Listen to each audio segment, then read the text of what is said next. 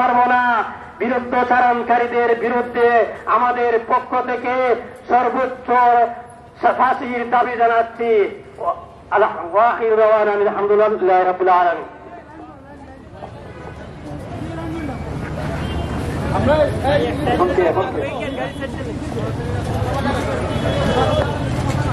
বাহুবল হামিদনগর মাদ্রাসার দায়িত্বশীল যিনি আছেন মঞ্চের কাছাকাছি আসার জন্য অনুরোধ করছি।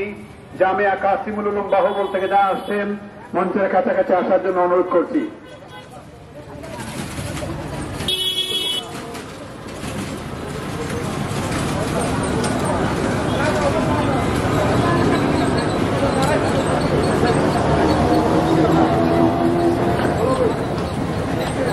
সংগ্রামী সাথী বন্ধুগণ, এখন আপনাদের সামনে বক্তব্য রাখছেন হযরত মাওলানা মুফতি বশির আহমদ সাহেব। হযরত মাওলানা মুফতি বশির আহমদ। আমাদের এলাকার জনগণ এটার বিরুদ্ধে অনেক ধরনের একটা ওই গুরুত্ব ধরনের একটা অবস্থান সৃষ্টি হয়েছে। আমরা দেখলাম এখানে যে অবস্থান সৃষ্টি হয়েছে এই সৃষ্টি দেশের অবস্থান ভালো না।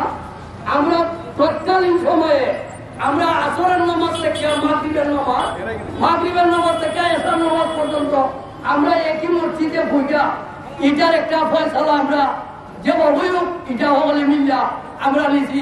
এই সজীব দাসকে আমরা গ্রেপ্তার করা নিয়ে একটা ফয়সালা নিছি।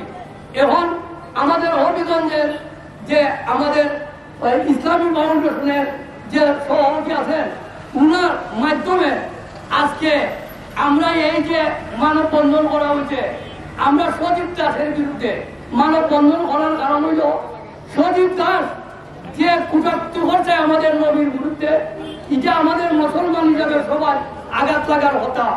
তবে আমার কথা হইল এই হুলাঙ্গার সজীব দাস কোথায় থেকে এই রকম ধরনের ইসলামিক এই আরবি লেখা আমি ওইটা বুঝতাম না।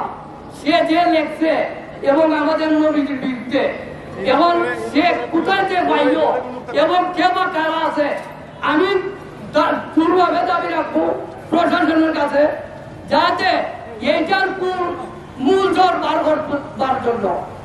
আর তার সর্বোচ্চ দাবি তার মৃত্যুদণ্ড এবং ফাঁসি।